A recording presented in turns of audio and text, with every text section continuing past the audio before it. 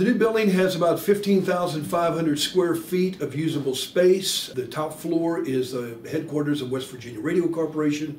The third floor is Pikewood Creative, which is our high-end 4K video production company.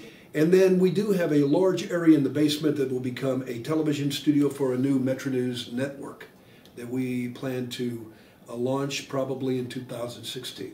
What this building will allow us to do is to kind of breathe, both figuratively and literally. One of the things that we have not had in the past was a full studio space, and having this facility is really a godsend in that we have got a complete 2 stories without a ceiling, and so we've got 2 stories of space that we'll be utilizing for a studio, and that studio can be used for many different things.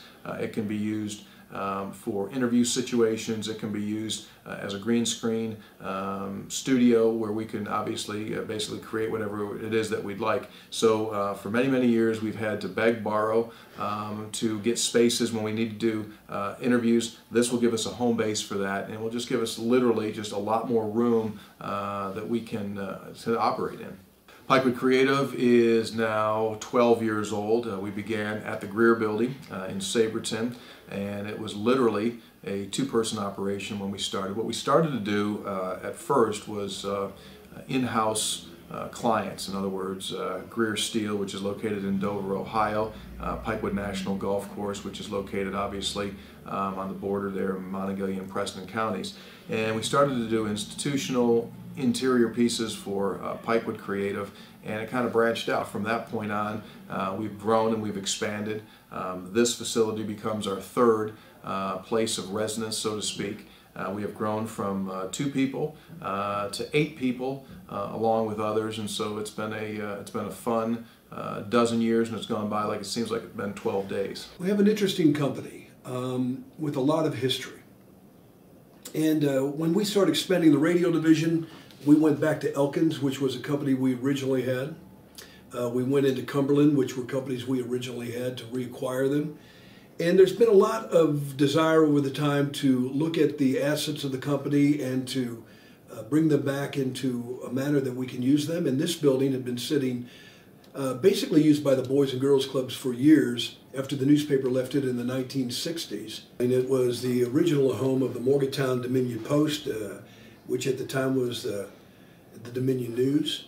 It was built in 1917. It was designed by Herbert Greer, who was one of the founders of this company.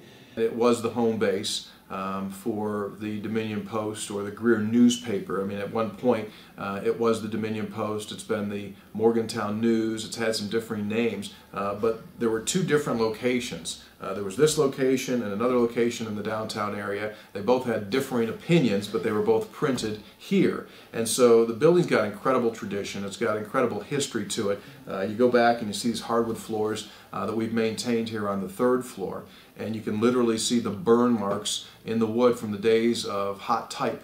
And so when you think about it, how it's come full circle, how technology has changed from the days of pipe and putting together, print to where we are today with very high-end technology. It's kind of amazing. I talked with someone that was familiar with this building, and they would tell me that the press would roll and the newspaper carriers would line up on the side of this building, young guys, and they would just wait for the paper to come off. They would take that paper and bang, they were gone, and they were running away there. So you think, the history, what's going on in this building, the stories that these walls have seen, I think it kind of makes it for a really neat home, and we just couldn't be more happy with the aesthetics and the design. We've had people come down here and take a look at this, I guess you could call it retro industrial look. Some people have to try to get retro industrial, and they kind of fake it. I mean, the steel girders, the beams that you see in this, the hardwood floor is the original hardwood floor.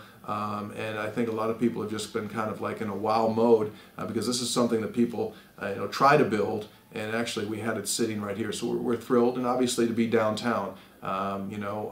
This is a great area to be in, and we're really happy all the way around.